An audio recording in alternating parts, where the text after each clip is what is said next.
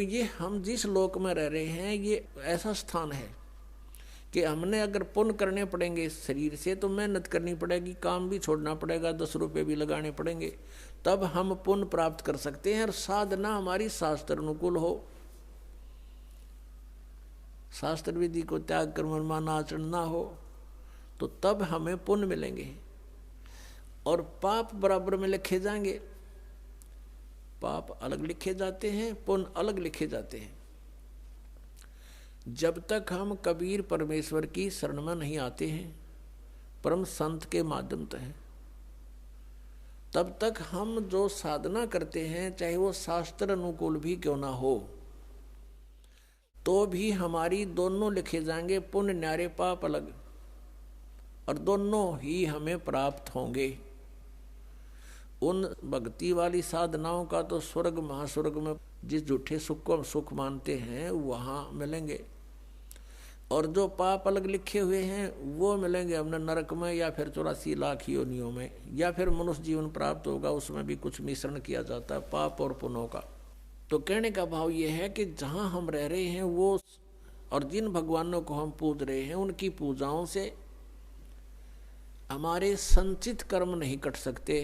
प्रारब्ध का जो कर्म, प्रारब्ध का कर्म वो होता है जो हमारे जीवन में लिख दिया जाता है, जिसको हम भाग्य बोलते हैं, किस्मत, वो दोनों भोगने पड़ेंगे। और कबीर परमेश्वर की शरण में आने के बाद ये परमात्मा कहते हैं, यजुर्वेद अध्याय नंबर 5 के और मंत्र नंबर 32 में कहा है कि उसी कसी कबीर अंगारी असी बम्भारी असी। अग अंगारी माने अग माने पाप, अरि माने शत्रु, पापों का नाशक, वो कबीर है, कबीर देव का, हम उसको कबीर साहब बोलते हैं। बम्भारी माने हमारे कर्मों के बंधन को काटने वाला, बम्बर माने बंधन, और अरि माने शत्रु, बम्भारी। तो बम्भारी जो बंधनों का शत्रु है वो कबीर देव है, कबीर साहब है। और वो रित धामा सवर ज्योति रित धामासी, वो स्वयं प्रकाशित है उसका शरीर परमात्मा का, जैसे सूर्य स्वयं प्रकाशित है ऐसे ही परमेश्वर का शरीर स्वयं प्रकाशित है, साकार है, मनुष्य सदृश है, नराकार है, मनुष्य तुल्य है वो। और वो सतलोक में रहता है। अपनात्मा परमात्मा ने 600 वर्ष पहले अपनी अमृत वाणी में बोला था, कबीर वाणी में, सच्चिदानंद घन ब्रह्म की वाणी में 600 वर्ष पहले कहा था कि वेद मेरा भेद है, मैं मिलूं वेदन में नाही, और जौन वेद से मैं मिलूं वो वेद जानते नहीं। वेद मेरा भेद है, मेरी ही जानकारी, मेरी महिमा का गुणगान वेद कर रहे हैं, लेकिन इन वेदों में वर्णित विधि से मेरी प्राप्ति नहीं हो सकती, क्योंकि इन चारों वेदों में ब्रह्म तक की साधना का उल्लेख लिखा है। और 5वां जो वेद था सूक्ष्म वेद, जो सच्चिदानंद घन ब्रह्म की वाणी यानी 5वां वेद था, उसको नाश कर दिया इस काल भगवान ने कि कहीं इन मेरे अंतर्गत जितने प्राणी हैं इनको भगवान का पता ना लग जाए और इस साधना को करके ये मेरे जाल से निकल ना जाए। इस दृष्टिकोण से इस काल भगवान ने वो 5वां वेद नाश कर दिया। उस 5वें वेद के नाश की पूर्ति करने के लिए परमेश्वर स्वयं चल कर आते हैं सतलोक से, और फिर वो जानकारी देते हैं खुद आकर के। वो कहलाती है सच्चिदानंद घन ब्रह्म की वाणी, श्रीमद् भगवत गीता अध्याय नंबर 4 के श्लोक नंबर 32 में कहा है कि अर्जुन जो 25 से लेकर और 31 तक जिन मंत्रों की श्लोकों में जो व्याख्या है, कोई तो योगासन करता है, कोई देवताओं की पूजा करता है, कोई तीक्ष्ण अहिंसावादी बनकर मुंह पर पट्टी बांध कर नंगे पैरा घूमता है, कोई जीव इंसाना हो जाए ये ऐसी साधनाएं करते हैं, कोई स्वाध्याय ही करता है, कोई केवल अपने श्वास उश्वास पर ध्यान देता है कि श्वास बाहर जाता है वो श्वास अंदर आ जाता है, इस पर देखते रहो, बस यही क्रियाएं हैं, यही साधना है। ना देखोगे तो भी श्वास तो आवे जावेगा, ना तुम्हारे देखने तक के कला टूटेगा उसमें। तो बिना ज्ञान के ये धक्के दे रखे थे, डरे डुबा रखे थे अपने से। ये साधनाएं ठीक नहीं थी, शास्त्र विधि को त्याग का मनमान्य आचरण था। तो कहता है इन 25 से लेकर 30 तक जो ये श्लोकों में चौथे अध्याय के गीता जी में साधना या साधक अपनी साधना को पापनाशक जानते हैं और इसलिए वो कर रहे हैं। एक दिन उनको ये पता लग जाए गलत है, तुरंत छोड़ देंगे वो। तो फिर कहा गीता जी अध्याय नंबर 4 के श्लोक नंबर 32 में कि वो यथार्थ ज्ञान इन यज्ञों का जो यज्ञ कर रहे हैं ना, परमात्मा पाने के लिए ट्राई कर रहे हैं, यज्ञ माने धार्मिक अनुष्ठान, इन धार्मिक यज्ञों की अनुष्ठानों की जानकारी बहुत विस्तार के साथ लिखी है सच्चिदानंद ब्रह्म की वाणी में। ब्रह्मणे मुखे यानी उस परमात्मा ने अपने मुख से आकर बोली है उस वाणी में, वो यथार्थ ज्ञान लिखा हुआ है। अपनात्मा वो है सच्चिदानंद घन ब्रह्म की वाणी, कबीर वाणी। और परमात्मा कहते हैं ये चारों वेद मेरी ही महिमा का गुणगान कर रहे हैं,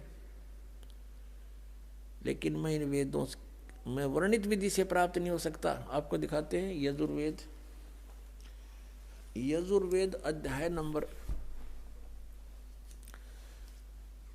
5 का मंत्र नंबर 32 में कबीर अंगारी असी बम्भारी असी, ये देखिएगा, ये है यजुर्वेद और महर्षि दानंद द्वारा इसका अनुवाद है।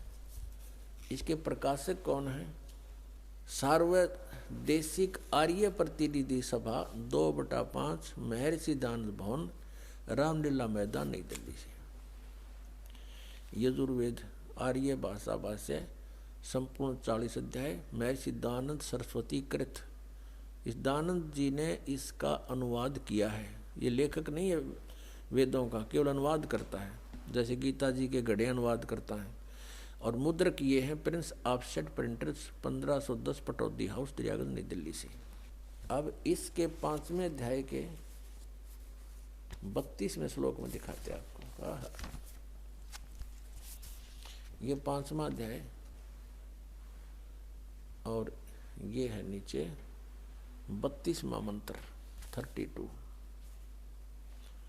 यहां देखिएगा, उसी गसी, ये देखो, कबीर अंगारी असी, हम इसको कबीर बोल देते हैं बै, अपने लैंग्वेज में हम बै बोलते हैं। कबीर अंगारी असी बम्भारी अविसुर असी।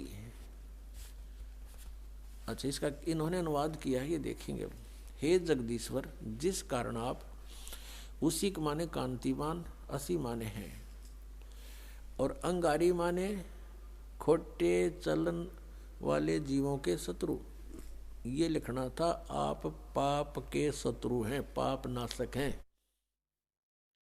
अब ये अनुवाद करता महर्षि दानंद का अपना ज्ञान सिद्धांत था कि भगवान पाप नाश नहीं करता, इसलिए इसने यहाँ बात उलझा दी।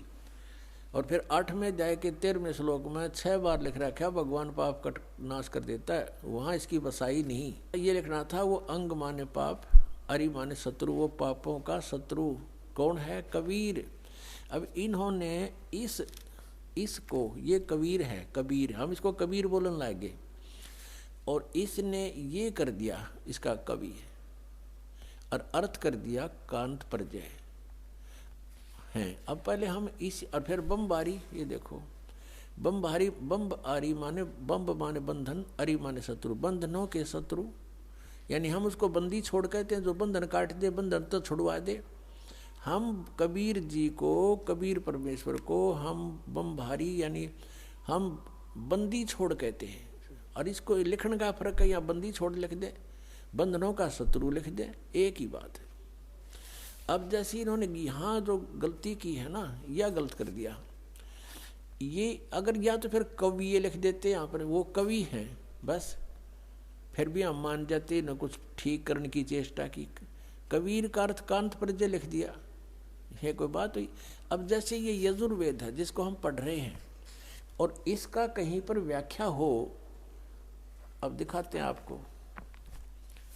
अब जैसे ये इसी यजुर्वेद का अब 36वां अध्याय है, ये देखो, ये 36 अध्याय, 36 अध्याय यानी 36, 36, और इसका ये प्रथम मंत्र है, ये रहा।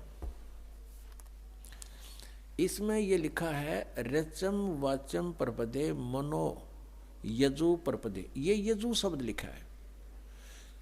अब ये है यजुर्वेद के विषय में, और इसका कोई अर्थ कर दे वो गलत करेगा, इसका यजुर्वेद ही लिखना पड़ेगा। यो जैसा कि इस महर्षि ने ये ठीक किया, यहाँ पर ये है यजु, इसका यहाँ अनुवाद किया है, वहाँ मूल पाठ था। ये देखो ये यजु शब्द है और इसका यजुर्वेद लिखना पड़ा, ये सही अर्थ बना यहाँ पर। यदि इस यजु का अर्थ कर देते यज्ञ स्तुतियों का संग्रह, तो के बेराव का के है संग्रह, यज्ञ स्तुतियां लिख दे इसकी, यज्ञ स्तुति, तो यजु का अर्थ यहाँ लिखना पड़ेगा कि वह है यजुर्वेद के बारे में कहा जा रहा है। तो ठीक जहाँ इन्होंने कवि कर दिया उसको हमने कबीर देव कर पढ़ना पड़ेगा, कबीर देव लिखना था। देखो हम फिर आते हैं वही 5वें अध्याय के 32वें श्लोक पे। ये 32वां श्लोक यजुर्वेद का।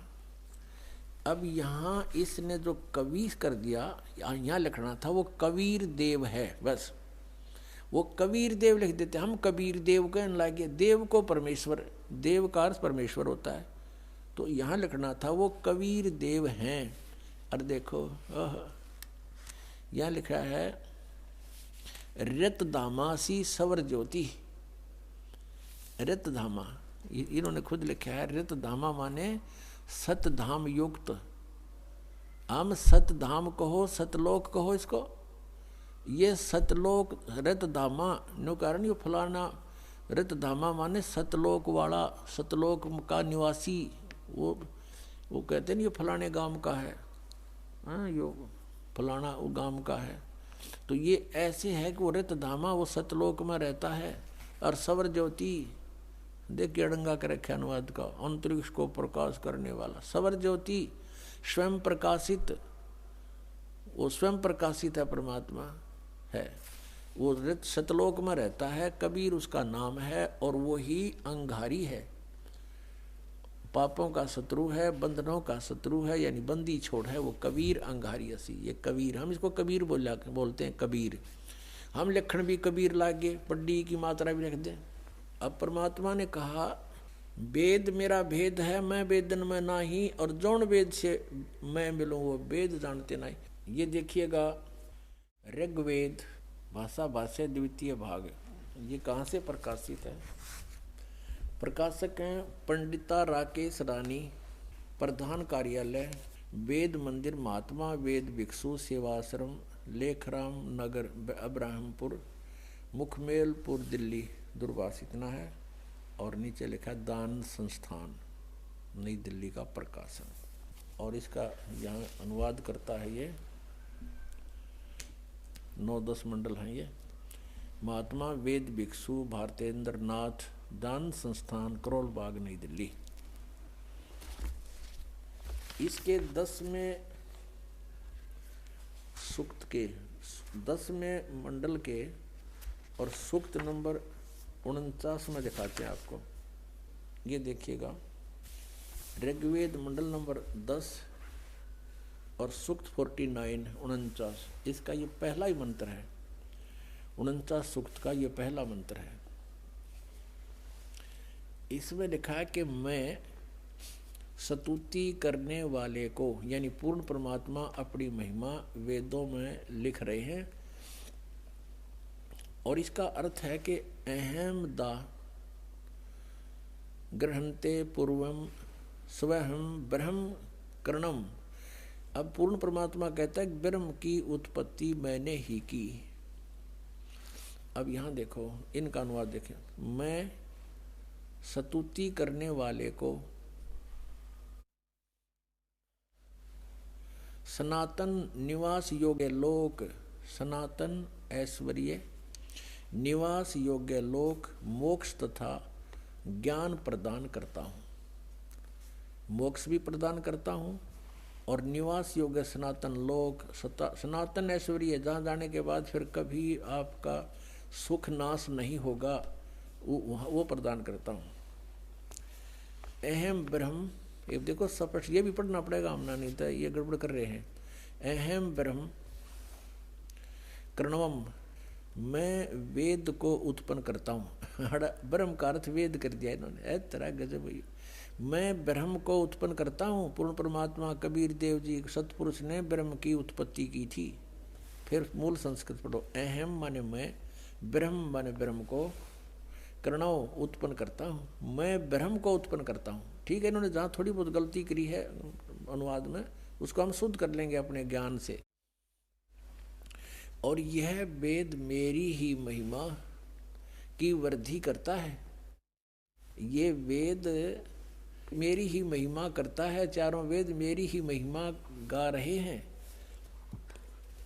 यज्ञ दान सत्संग करने वाले को सन्मार्ग में आदेश करने वाला मैं ही हूँ। करे करावे साईं आमन में लहर उठा और दादू सिरदर जीव के आप बगल हो जा। कहता सब ये दान पुण्य सत्संग पुण्यात्मा जो मेरे से जुड़ गए हैं उनको मैं ही लाता हूँ। यहाँ पर मैं ही सन्मार्ग का आदेश करने वाला मैं ही हूँ।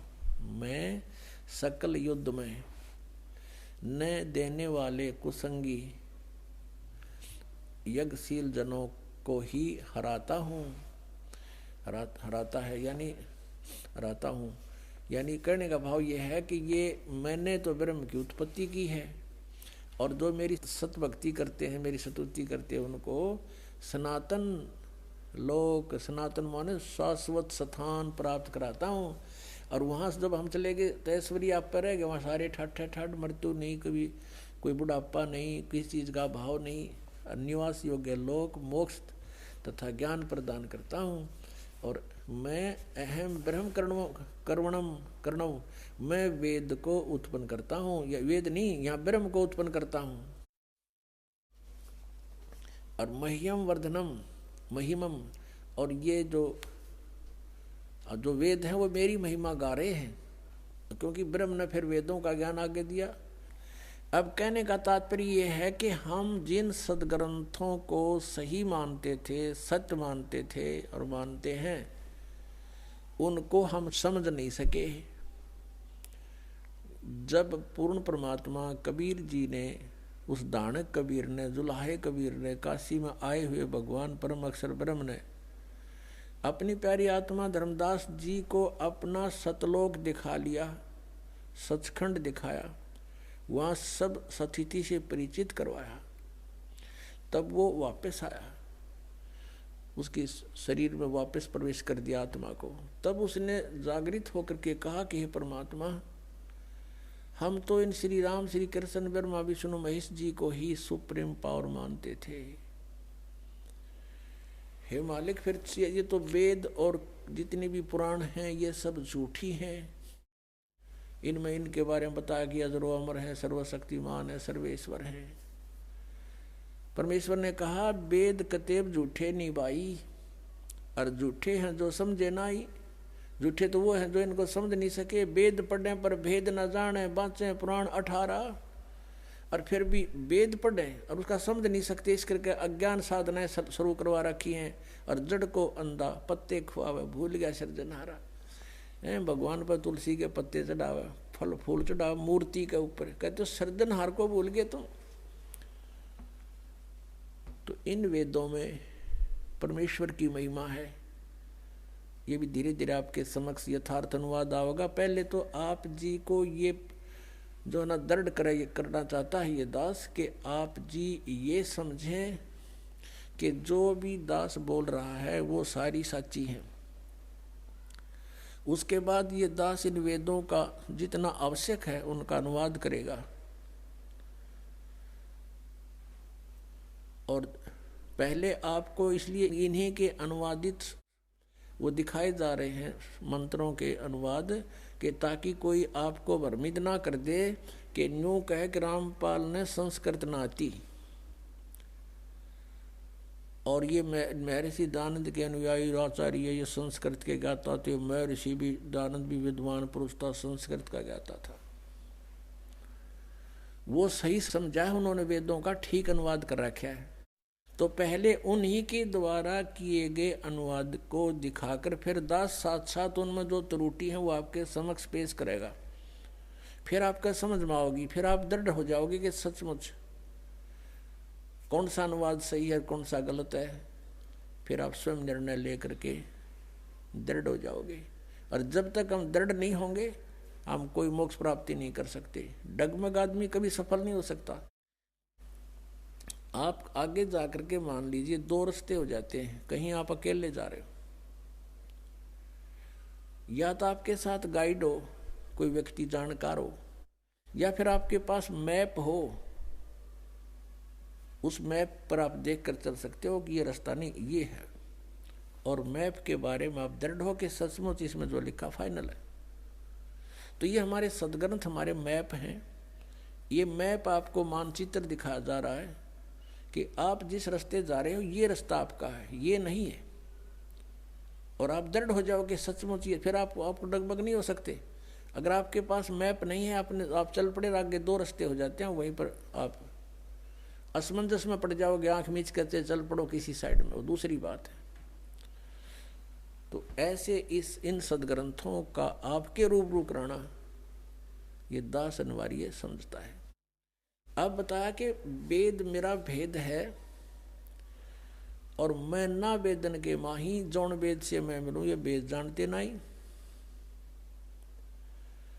अब जैसे गीता जी अध्याय नंबर 4 के श्लोक नंबर 32 में कहा कि वो परमात्मा ने अपने मुख कमल ते जो वाणी बोली, सच्चिदानंद घन ब्रह्म ने, यानी उस परम अक्षर ब्रह्म ने जो अपने मुख से वाणी बोली, उसमें बहुत विस्तार के साथ इन धार्मिक अनुष्ठानों की जानकारी दे रखी है। उसको चौथे अध्याय के 34वें श्लोक में श्रीमद् भगवत गीता में कहा कि गीता ज्ञानदाता ये काल श्री कृष्ण जी में बढ़कर बोल रहा है, इसमें प्रवेश करके बोल रहा है कि उस ज्ञान को तू, वो तत्व ज्ञान है, उस ज्ञान को तू तत्वदर्शी संतों के पास जाकर समझ।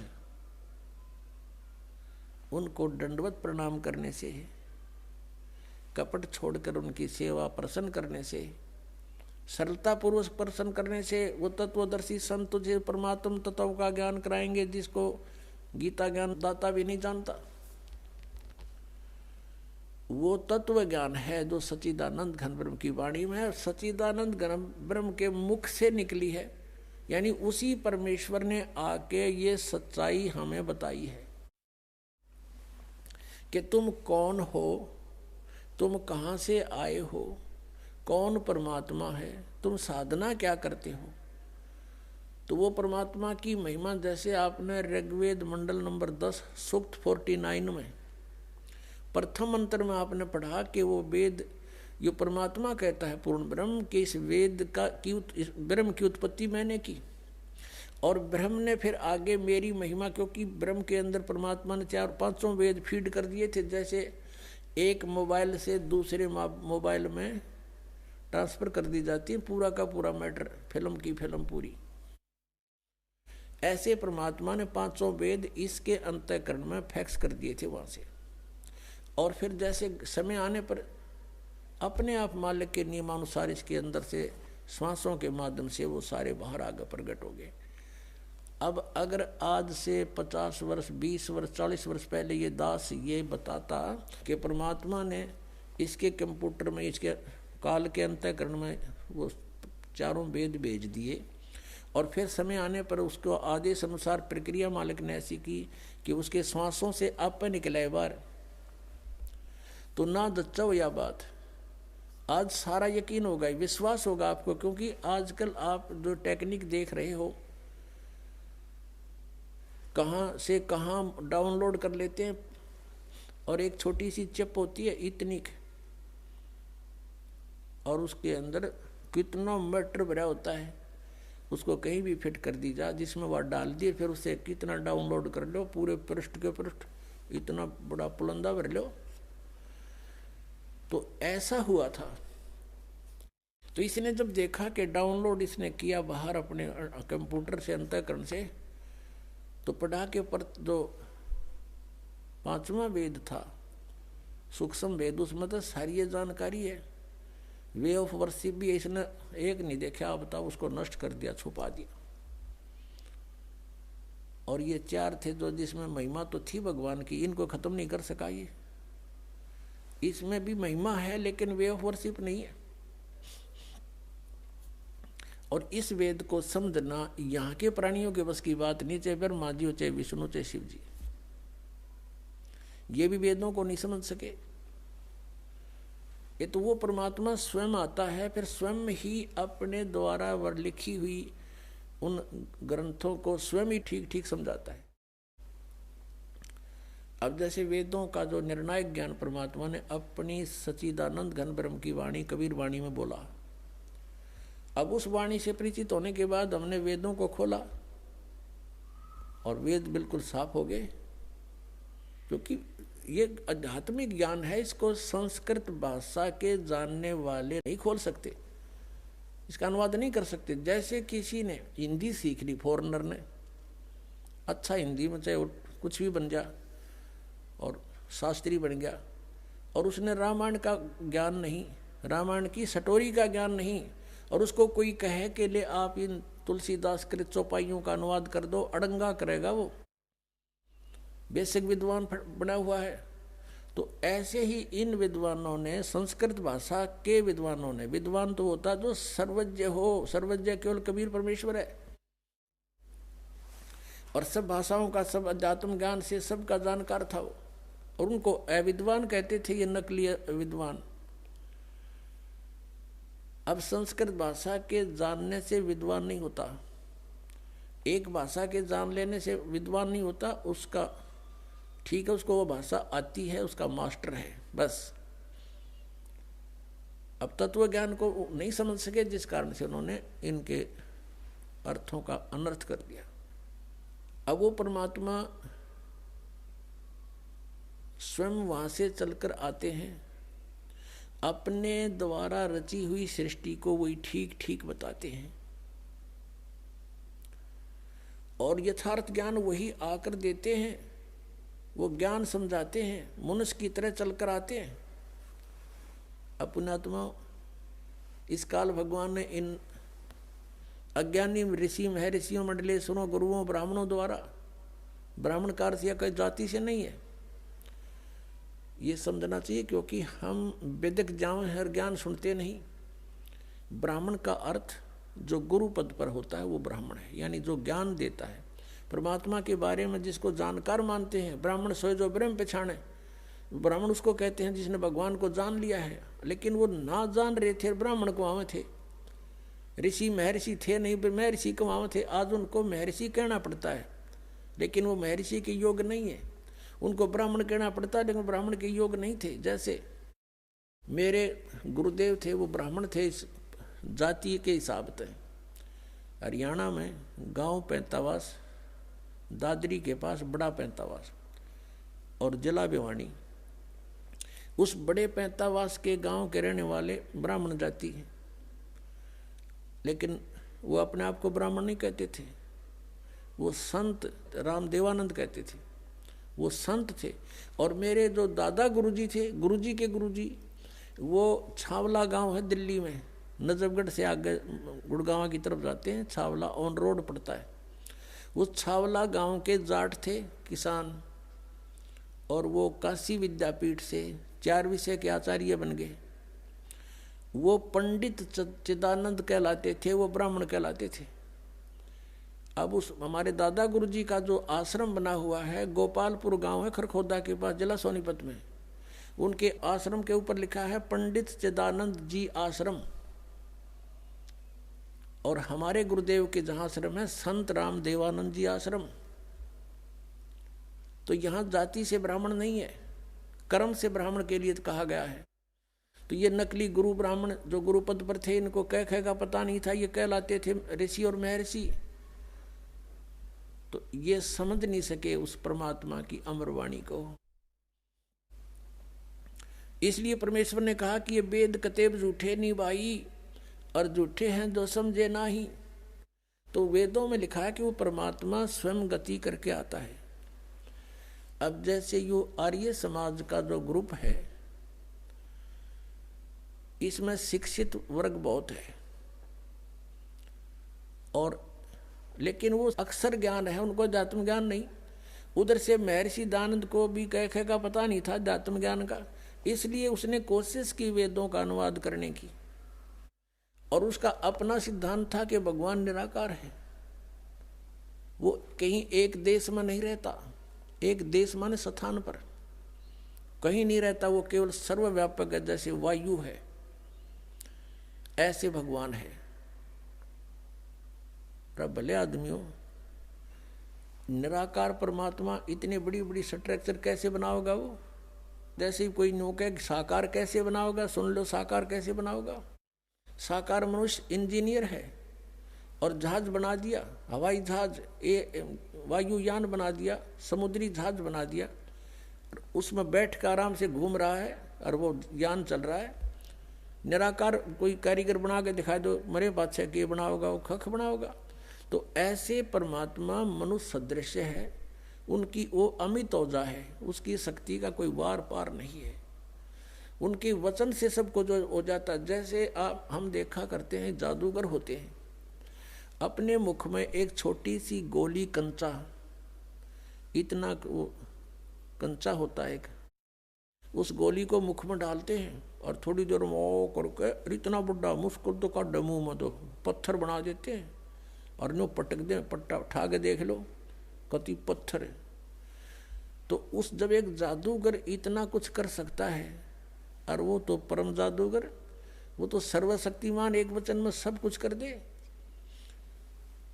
तो ऐसे ही उस परमात्मा की महिमा से हमने परिचित होना। उस परमात्मा ने कहते हैं एक शब्द में सब किया, सकल जमी आसमान, एक वचन में सब कुछ बना दिया।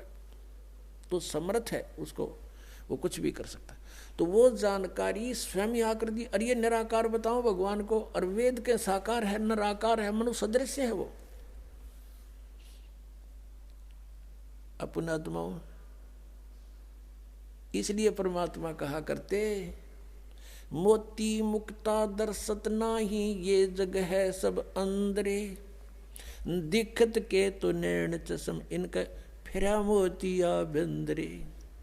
ये दिख है विद्वान पुरुष और महर्षि को हमें, इनका मोतिया बिंद है। जिसका मोतिया बिंद हो आंखों में, आंखें तो दिखाई देती हैं जैसे बड़ा स्वस्थ आंखें हैं, सब कुछ दिखता होगा, लेकिन वो नपट अंधा है जिसका मोतिया बिंद हो गया दोनों आंखों में। तो परमात्मा कहते हैं कि तुमने ये महर्षि दिखाई दे, गुरु ब्राह्मण दिखाई देते हैं, ये मंडलेश्वर, इनका मोतिया बिंद हो रहा है, इन्हें अपने सदग्रंथों में लिखी हुई सच्चाई का नहीं पता। और फिर निराकार कहते। अब दिखाते हैं आपको परमात्मा की सारी स्थिति, देखिएगा। ऋग्वेद मंडल नंबर 9, ऋग्वेद मंडल नंबर 9 अब दिखाते हैं, और सूक्त नंबर 86। भगवान साकार है या निराकार है, वो कैसी लीला करता है। ये है ऋग्वेद मंडल नंबर 9, 10 इकट्ठा अनुवाद है। ये है सार्वदेशिक आर्य प्रतिनिधि सभा, महर्षि दयानंद भवन, रामलीला मैदान, नई दिल्ली से ये प्रकाशित है। और ये मुद्रक है Prince offset printer, 1510 Pataudi house, Daryaganj, नई दिल्ली से ये छपा है, छप्पा खाना इसका ये। अब देखना, ये है ऋग्वेद मंडल नंबर 9 और सूक्त 86 का मंत्र नंबर 26। इसमें लिखा कि यज्ञ करने वाले यजमानों के लिए परमात्मा, यज्ञ करने वाले माने धार्मिक अनुष्ठान यानी साधना करने वाले, यजमान माने भक्तों के लिए परमात्मा सब रास्तों को सुगम करता हुआ उनके विघ्नों को मर्दन करता है और उनको पवित्र करता हुआ और अपने रूप को सरल करता हुआ वह कांति में परमात्मा। यह लिखना था कबीर देव, कवि कोई भी सर्वज्ञ नहीं हो सकता जिसको सारा ज्ञान हो। कवि कविता बना सकता है, ये कबीर देव लिखना था यहाँ पर। वो कबीर देव विद्युत के समान यानी आकाशीय बिजली की तरह सेकंड में नीचे आ जावे, क्रीड़ा करता हुआ, ऐसे लीला करता हुआ वर्णीय पुरुष को यानी अच्छी आत्मा को प्राप्त होता है, अच्छी आत्मा को आके मिलता है। वो जैसे आदरणीय धर्मदास जी को मिले, आदरणीय नानक साहिब जी को मिले, आदरणीय मुलुकदास साहिब जी को मिले, आदरणीय दादू साहिब जी को मिले, आदरणीय गरीबदास साहिब जी गांव छुरानी जिला जद्दर हरियाणा वाले को मिले, आदरणीय गीसा दास साहिब जी गांव खेखड़ा यूपी मेरठ वाले को मिले। तो अच्छे पुरुष को आकर प्राप्त होता है। वो कहाँ रहता हो भगवान? 27वें श्लोक में, ऋग्वेद मंडल नंबर 9 और सूक्त नंबर 86 का 26 पढ़कर 27 में पागे। इसमें इन्होंने ये जो निराकार मानते थे भगवान को और वेद बता रहे हैं, वह परमात्मा प्रकाश पुंज परमात्मा को, जो परमात्मा ध्युलोक के तीसरे पृष्ठ पर विराजमान है, वहां रहता है। तीसरे एक स्थान पर रहता है ध्युलोक के, यानी उस तेजो में लोक सतलोक के एक स्थान पर, तीसरे स्थान पर विराजमान है, स्थान पर विराजमान है, वहां रहता है। निराकार क्यों करो भगवान जब वहां बैठा है? आगे दिखाते हैं। यह है ऋग्वेद मंडल नंबर 9 सूक्त 82 का, ऋग्वेद मंडल नंबर 9 और सूक्त 82। और यहां देखें, ये है 82वां, 81वां समाप्त हुआ, ये 82वां शुरू हो जाता है। इसका प्रथम मंत्र इसमें लिखा है कि जो सर्वोत्पादक प्रभु, सबकी उत्पत्ति करने वाला परमेश्वर प्रकाश रूप है। इसका अर्थ है वो तेजो में रूप साकार है, सद्गुणों की वृष्टि करने वाला, पापों का हरण करने वाला, पाप नाश करने वाला, पाप अक्षमा करने वाला है। वह राजेव, राजा के समान, राजेव इसका अर्थ है राजा के समान आगे लिखा है। ये देखना, ये 269 पृष्ठ पर पढ़ रहे हैं। कोई भ्रमत कर देगा कि दूसरा पृष्ठ दिखा दिया होगा। ये 270 दिखाऊंगा। ये देखो 270 यहाँ लिखा है। 82 का पल्ला पढ़ रहे हैं, 82 का 9 के 82 का। राजा के समान दर्शनीय है, वो देखने जोगा है, विजिबल है, वो साकार है। राजा की तरह तो मनुष्य जैसा ही हुआ। और वह पृथ्वी आदि लोक लोकांतरों के चारों ओर शब्दमान हो रहा है। वह वर्णीय पुरुष को, वर्णीय माने अच्छी आत्मा को, श्रेष्ठ पुरुष को, जो दृढ़ भक्त है, जो दृढ़ भक्त है उसको पवित्र करता हुआ प्राप्त होता है। जैसे आदरणीय धर्मदास साहिब जी को, जो दृढ़ भक्त थे उसके बाद डगमग नहीं हुए। आदरणीय मुलुकदास साहिब जी को, आदरणीय दादू दास साहिब जी को, आदरणीय गरीबदास साहिब जी गांव छुड़ानी जिला जज्जर हरियाणा वाले को, और आदरणीय गीसा दास साहिब जी को गांव खेखड़ा मेरठ यूपी वाले को। ये दृढ़ भक्त आज तक डगमग नहीं हुए, दुनिया को हिला के रख दिया इन्होंने। इनको भगवान में ले आकर के को पवित्र करता हुआ प्राप्त होता है वर्णीय पुरुष अच्छी आत्मा को। जिस प्रकार विद्युत माने आकाशीय बिजली स्नेह वाले स्थानों को आधार बनाकर प्राप्त होता है। देखो कितना स्पष्ट किया इन्होंने। ऋग्वेद मंडल नंबर 9 और सूक्त नंबर 81 में कति कंसेप्ट क्लियर कर दिया कि वो परमात्मा राजा की तरह देखने जोगा है। राजा का अर्थ है कि वो शक्तिशाली होता है, मनुष्य सदृश ही है, राजा के समान है और साकार है, देखने जोगा है। और वो अच्छी आत्मा को वहाँ से चलकर आकर मिलता है ये। और जो दृढ़ भक्त होते हैं उनको मिलता है, अन्य को नहीं। जैसे आकाश की बिजली, आकाशीय बिजली गिरती है, वो किसी वस्तु पर गिरती है जहाँ उसका विशेष अट्रैक्शन बनता है। पुराने समय में जब कांसी धातु के बेले थाली हुआ करते प्रांत, और उनको अगर वर्षा के दिनों में कहीं बाहर वो पड़े रह जाते तो हमारे बुजुर्ग दादी माता कहा करते थे कि कांसी के बर्तन पर बिजली गिर जाती है। जब उसका संयोग होता है ऊपर से गिरने का, तो वहाँ अवश्य उसी को तुरंत वहीं आकर के अट्रैक्ट होती है, उस कारण उस खिंची आती है, उसी पर गिरती है। उसको उठवाकर अंदर रखवा दिया करते थे। तो कहने का भाव ये है कि परमात्मा उस बिजली की तरह जैसे वो अपने विशेष जिस पर वो आकर्षण होता वहीं गिरती है, ऐसी स्थिति से परमात्मा उन दृढ़ भक्तों को आकर मिलता है जो मिलन जोग्य हों, जिनको वो उनसे आकर्षित होता है, ताकि ये मेरी आगे बढ़ा सकें, इस ज्ञान को, काल के जाल को हटा सकें, मेरे प्यारी आत्माओं तक ये संदेश पहुंचा सकें। और उनका क्या कर ले, आंखें देखें जब भी ना मानो न भगवान मिलेगा, उन तो काला मिलेगा जहाँ ये रह रहे हैं। अब 9वें मंडल सूक्त 82 का मंत्र 1 पढ़ लिया, अब 2 दिखाते हैं, देखिएगा। ऋग्वेद मंडल नंबर 9 सूक्त 82 का हमने ये पढ़ लिया, अब 2 पढ़ते हैं। वो परमात्मा किस उद्देश्य से आता है? हे परमात्मन, उपदेश करने की इच्छा से आप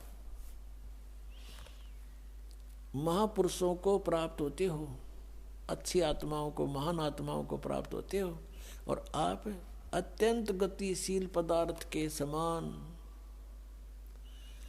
हमारे आध्यात्मिक यज्ञों को प्राप्त होते हो।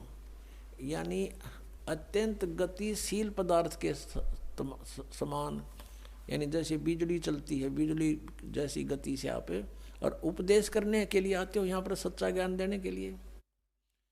आप कबीर देव हैं, आप कबीर देव, यह लिखना था, सर्वज्ञ लिख दिया, आप यहाँ लिखना था आप कबीर देव हैं। हम उसको कबीर साहब कहते हैं, आप कबीर साहब हैं, शुद्ध स्वरूप है। अब जैसे ये अभी आपको दिखा था, जहाँ यजु लिखा हो तो यजुर्वेद लिखना पड़ेगा वहाँ पर, वो इन्होंने किया भी है। महर्षि दानंद ने यजुर्वेद के 36वें अध्याय के प्रथम मंत्र में यजु का अर्थ यजुर्वेद किया है, तो यहाँ लिखना था वो कबीर देव है, वो शुद्ध स्वरूप है। हमारे पापों को हे दूर करके, हे सोम, हे अमर परमात्मा, हमको सुख दे। पुण्यात्मा, वेद पढ़े पर भेद न जाने, ये बातें पुराण 18।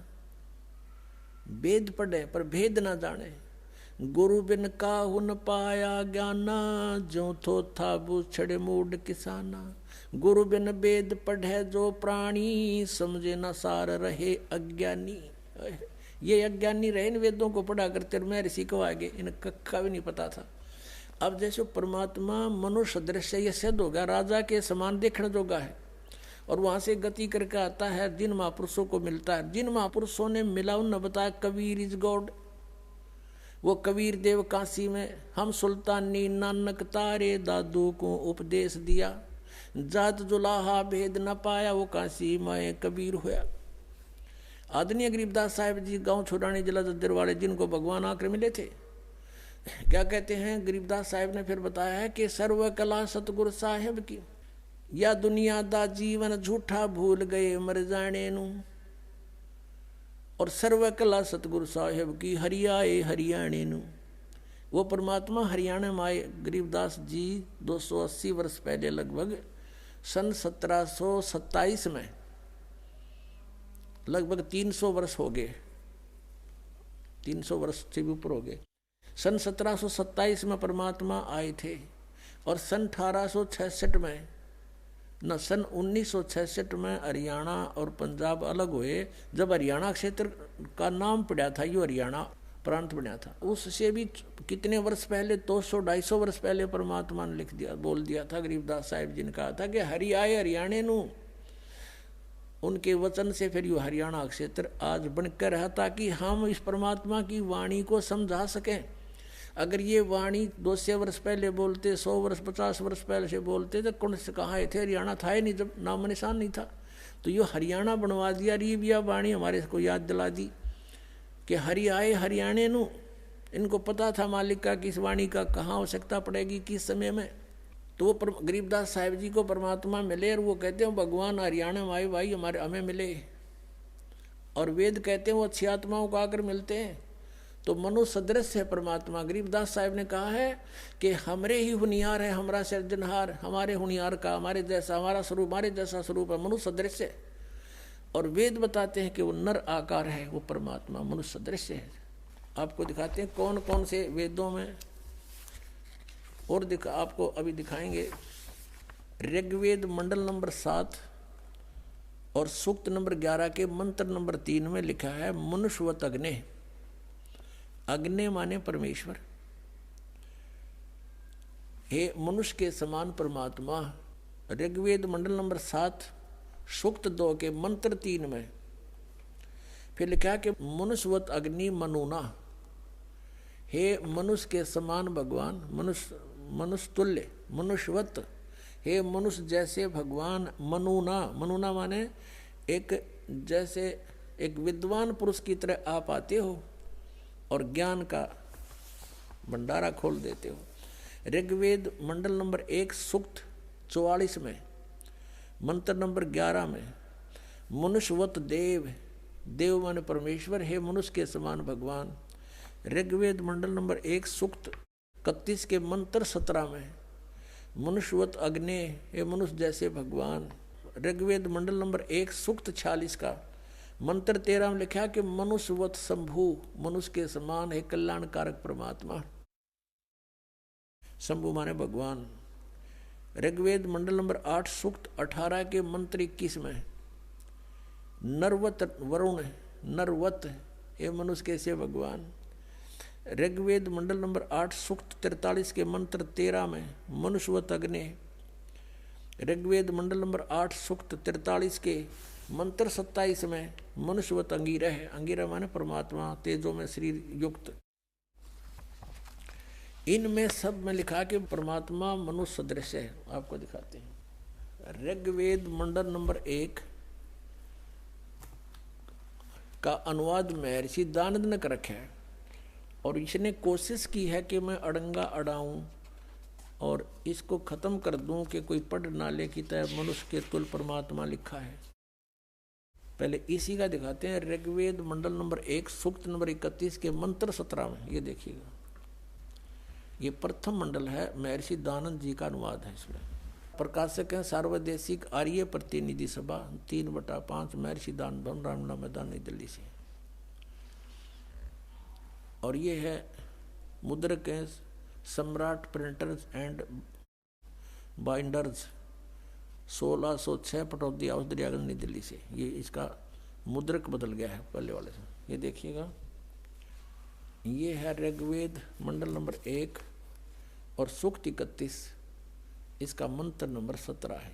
ये 17 इसमें क्या लिखा है कि मनुष्यवत अग्नि। इसका अनुवाद इसका कहाँ लिखा है इसने, ये देखो, मनुष्यवत। इसका अनुवाद क्या महर्षि दानंद, इसको क्या मनुष्यवत, और अग्नि को इसने अलग जगह लिख दिया। अग्नि, अग्नि यहाँ कर दिया और मनुष्यवत को इसने यहाँ ले लिया, अग्नि पहले लगा दिया। तो इसने लिखा कि हे पवित्र अंगिरह माने प्राण के समान धारण करने वाले। अंगिरह माने भी परमेश्वर होता है। यहाँ लिखना था मनुष्यवत अग्नि, अंगिरह है अंगिरस, अंगिरसवत अंगिरह है, यातिवत सदने पूर्वम सूचे। अब इसका अर्थ देखते हैं इनके द्वारा। हे पवित्र प्राण के समान धारण करने वाले, यानी वे प्राणी की तरह आप आते हो परमेश्वर। ये क्या सब विद्याओं से सर्वतक व्यापक सभाध्यक्ष, यहाँ भगवान का नामों निशान मिटा दिया, सभाध्यक्ष लिख दिया अग्नि को। आगे देखो, आप मनुष्यों के मनुष्यवत, मनुष्यों के आने जाने के समान। ये लिखना था मनुष्य के समान, मनुष्यवत, मनुष्य के समान। आम आदमी पढ़ सके इसने, मनुष्य के समान। और वाह शरीर, वाह का क्या अर्थ होता है अनुवाद करते समय, या वाह का अर्थ होता है या के अर्थ कंटिन्यू होना चाहिए इसका अर्थ। शरीर व्यापक प्राण वायु के सदृश राज्य क्रम व्यापक पुरुष के तुल। अंगिर से माने आप एक साधारण मनुष्य की तरह, या ययातिवत, जैसे पुरुष यज्ञ के साथ कर्मों को सिद्ध करते कराते हैं, उस उत्तम प्रतिष्ठा वाले विद्वान विद्या देने वाले हैं। इसका कोई सर पैर नहीं, कहीं पर भी देख लो अनुवाद का। इसका अर्थ है आप एक साधारण मनुष्य की तरह आते हो और जैसे एक जन साधारण अपने हाथों से कार्य कर्म करके अपने कर्म काम करता है, उस तरह आप आते हो। और पूर्ववत है परमात्मा, पहले की तरह फिर से आइए, आप ज्ञान देते हो हमें, आप फिर से यहाँ आइए अपने आत्माओं। अब ये सच्चाई आपके सामने आएगी तो फिर आपको हैरान रह जाओगे कि भगवान बता। इसे भी मैं ऋषि व्याघ्रजन ज्ञान को समझाने उसका अड़ंगा कर दिया। ये देखो इसकी और कलाबाजी दिखाऊं मैं ऋषि दयानंद की, कैसे बट्ठा बैठा रखा अनुवादों का। ये देखो ऋग्वेद मंडल नंबर 1 सूक्त 44 का, ये महर्षि दयानंद का अनुवाद है। और मंत्र नंबर 11, इसमें क्या लिखा है? मनुष्यवत देव, मनुष्यवत देव, मनुष्यवत देव, ये इसने लिखा है। अब देव, इस देखो ये एक सेंटेंस है, पूरा एक मंत्र है। अब इस मनुष्यवत देव को साथ साथ अनुवाद में लेना चाहिए।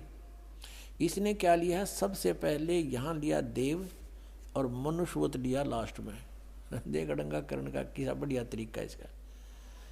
हे देव, हे दिव्य विद्या संपन्न अग्नि, माने भौतिक अग्नि के सदृश उत्तम पदार्थों को संपादन करने वाले मेधावी विद्वान हम लोग। ये अर्थ है। अग्नि माने सीधा लिख देता है परमात्मा, इन्हें 20 जगह लिख रखा है। इसी ऋग्वेद मंडल नंबर 9 के और सूक्त नंबर 96 में दिखाऊं इसने कितनी बार लिख रखा है अग्नि माने परमेश्वर, अग्नि माने परमेश्वर। ये देखो, क्योंकि वहाँ भगवान के साकार का जिक्र ना था, मनुष्यवत नहीं था इनमें। ऋग्वेद मंडल नंबर 1 सूक्त 96 का मंत्र 1 से इन 9 मंत्र हैं इसमें, और 9 में तो 8 में अग्नि है। अग्नि माने तो इन सब में परमेश्वर लिखा। अग्नि माने परमेश्वर व भौतिक अग्नि, परमेश्वर लिखा प्रथम मंत्र में। ऋग्वेद मंडल नंबर 1 सूक्त 96 का दयानंद का अनुवाद है। मंत्र नंबर 1 में अग्नि शब्द था, वहाँ पर अग्नि माने परमेश्वर। और दूसरे में ये देखो, दूसरे में अग्नि शब्द है परमेश्वर को। अब तीसरे में 1 के 96 का ये तीसरा मंत्र, इसमें अग्नि माने जगदीश्वर लिख दिया। अब चौथे का अग्नि माने जगदीश्वर, और 5वें में ये वही चल रहा है ऋग्वेद मंडल नंबर 1 सूक्त 96 का, और ये 5 में अग्नि माने परमेश्वर को। अब 6 में ये 6 है, इसका आगे देखो, ये 6 है, ये अग्नि माने परमेश्वर को। या 7 में अग्नि माने परमेश्वर को। 8 में अग्नि शब्द नहीं है। 9 में फिर देखो, 9 में ये वही है कि देने सोचा और कितने दिखा दिया है। ये जो 96 तो यहाँ 97 शुरू हो गया यहाँ से, इसलिए इस पृष्ठ पर 97 लिख दिया। नहीं, यह 96 है, 1 के 96 का लगातार हम अब 9वां मंत्र देख रहे। अग्नि माने अग्नि माने परमेश्वर, समस्त मंगल प्रकट करने वाले परमेश्वर। अग्नि माने परमेश्वर। अब यहाँ इसका बिजली गिर गई। अग्नि माने परमेश्वर लिख दिया तो ये साकार सिद्ध हो गया, मनुष्य जैसा लिखे रखा है। ऋग्वेद मंडल नंबर 1 सूक्त 44 पे, 44 के मंत्र नंबर 11 में ये लिख रहा है मनुष्यवत देव। देव माने परमेश्वर लिखना था। हे परमेश्वर, आप मनुष्यवत, मनुष्य जैसे हो, मनुष्य के समान हो, ये लिखना था। अब ये इसने यहाँ लिखा देव, इसका जो टांग पाट दी, यहाँ से वहाँ ले गया और इसको यहाँ ले आया। कोई बात हुई? जब एक कोई दोहा है, श्लोक है, उसके इसी सेंटेंस का इसी से में अनुवाद होगा। यहाँ का यहाँ नहीं हो सकता, यहाँ बीच यहाँ का नहीं हो सकता, इसको वहाँ इसको यहाँ नहीं हो सकता। ये बिल्कुल अज्ञान किया है। ये मनुष्यवत तो यहाँ लिख दिया, हे सभापति लिख दिया, मेधावी, हाँ, ये भौतिक अग्नि लिख दिया, अग्नि का के भौतिक अग्नि के सदृश यहाँ लिखना था। हे परमेश्वर, ये मनुष्यवत, ये यहाँ लिखना था यज्ञ के। तो आप धार्मिक अनुष्ठानों का ज्ञान देने के लिए, साधन बताने के लिए परमात्मा आप परमेश्वर आते हो, और गुरु रूप में आते हो, होता रूप में, ऋत्वजम रूप में, ऋत्वज बन के आते हो, और आप मनुष्यवत हैं, मनुष्य के सदृश हो। आपकी बुद्धि इसका कोई, आप ही सबकी बुद्धि को प्रेरित करते हो। ये देखो, और ये लिख दिया मनुष्यवत, और यह मनुष्यवत यहाँ ले लिया, और इस इस देव को यहाँ ठोक्या, ये अनुवाद होया। तेरा गजब भैया, और मैं ऋषि कवावे। इसे से बहुत प्रमाण है, लेकिन कहते हैं समझदार को संकेत ही बहुत होता है।